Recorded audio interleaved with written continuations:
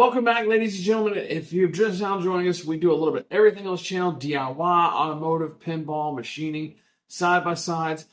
But today, ladies and gentlemen, if you're an Evil Dead fan, you gotta have this. So let's get it. It's now 2024. We just about have every type of collectible you can think of, from figurines, replicas of things, to costumes.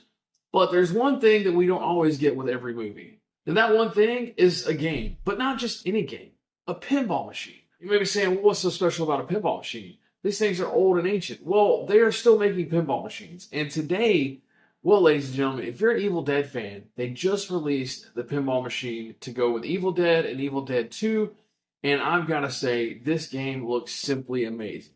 Now, pinball is known to be as a world under glass, and in this case, well, this is no exception. If you know anything about the movies, you're going to recognize a lot of stuff on this playfield. There is everything from the cellar to Ash's hands, the cabin, Linda head, Evil Ed pop-up bash toy, Scotty pop-up bash toy.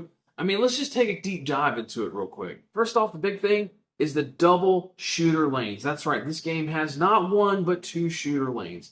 Now, that is pretty cool. And there's a diverter in there that actually lets the ball go to the left or the right. And you load them both up, which comes to looking just above the middle of the playfield, just slightly off to the left.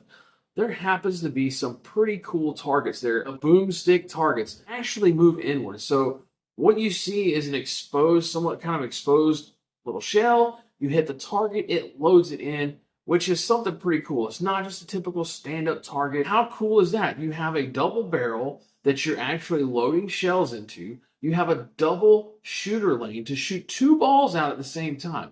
Also have the drop targets on the left-hand side. There are 6 drop targets there that hide, well, I say hide, they protect Evil Ash's hands. I assume that once you drop those down, you then are going to be trying to hit that hand. And that hand is not just stationary, it moves, and it has a switch in it, so it is a physical target you are trying to hit. Then let's take a look. There is the cellar there. You have a couple of stand-ups, but you also, looks like you have a lane, basically 2 lanes, and that turns the pages. It's small playfield, and it may be kind of tough, but I'm kind of curious to see. You wonder, well, how do you get to that lower playfield?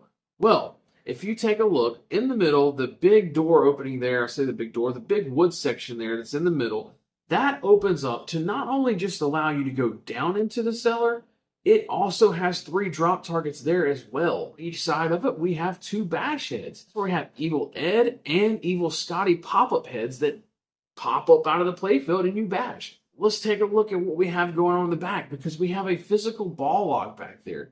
We have a cabin that has the swing on the front of it. It also swings. So it's not just I say it swings, it moves. Let's put it that way. The swing actually moves on the porch and is part of the physical ball. A set of pop bumpers, which for those of you who don't know, Spooky, especially with Spooky Luke and Bug, they don't really do pop bumpers at all. But they have incorporated not 1, not 2, but 3 pop bumpers. Then you have that motorized Linda head on the right that has 2 faces on it. You have a good Linda and a bad Linda. Then if you look down on the bottom right towards the apron, you have not only a tape deck there, but you have one that actually moves and lights up. There's one other special feature that this playfield has that really no other machine has, and I'm going to call it the slipper. It's called a slingshot flipper. Okay, that's what I'm calling it, a slipper. But a slingshot flipper. So typically in most pinball machines, down to the bottom towards your flippers, there's going to be slingshots, one on each side, that help create the end lanes. In this case, no. They have not gone that direction. They have gone the direction of putting a flipper in one of those. So instead of having the crazy chaos that you get off of slingshots, you're going to have a controlled flipper. Pretty neat how you can actually also capture that ball and hold it up there until you're ready to flip and use it. So that's pretty dang neat. Curious to see how that's going to play out. Let's look at that topper because, well, that's pretty special. And that's something that you don't find on any pinball machine today and age. Most toppers are going to be kind of 2D plastic, pretty simple, not a whole lot going on. But this, ladies and gentlemen, is a fully moving and animated topper. I mean, it looks fantastic. The age-old question is, well, how much does this thing cost? Well, It's expensive, but it's not in reality. It's $10,000, actually $9,999. Now, that does not include the topper. The topper, I believe, is additional $13.99. But in the world of pinball, it is actually a very good deal for the machine because when you look at Stern, you're going to pay $13,000 for a limited edition. Jersey Jack, you're going to be $13,000 for a limited edition. A collector's edition from them is going to be $15,000. And, well, Spooky.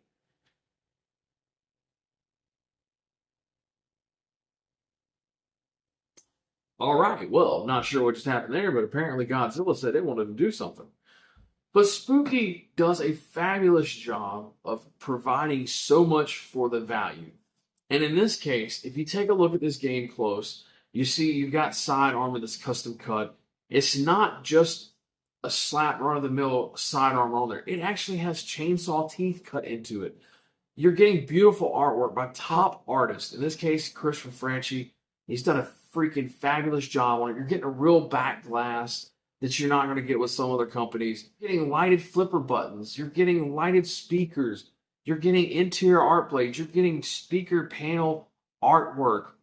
There is so much in this game and that Spooky gives you for the money that, in my opinion, the best value you can find on any pinball machine comes from Spooky. I can tell you without a doubt, Spooky has the best playfields that you will find. I will argue that any day. My Looney Tunes and Scooby, they are fabulous. They hired Bruce Campbell to actually do the call-outs. That's right, the man himself. So they've done that. I'm pretty sure they have probably all the video licenses to go back with it. And honestly, as a collector of pinball machines, or even as a fan and collector of memorabilia, that's something that's crucial to having something that is really truly collectible. It's something that actually has things from the movie in there and scenes from the movie, and you're getting all of that in here. They're incorporating everything into this game that you could think of that you could possibly want an Evil Dead game.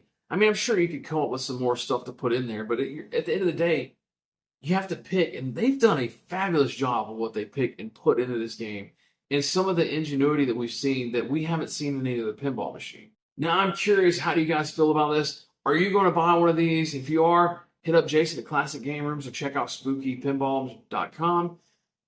Put your deposit in. There's only going to be 888 of these made, so it's going to be very limited. But we're going to end this one off here. Stay tuned. We got so much more coming up. But until then, we'll catch you next time. Well, that's over with. How about you and I get a little drinky drink, huh? Nick, Nick, Nick, Nick, Nick.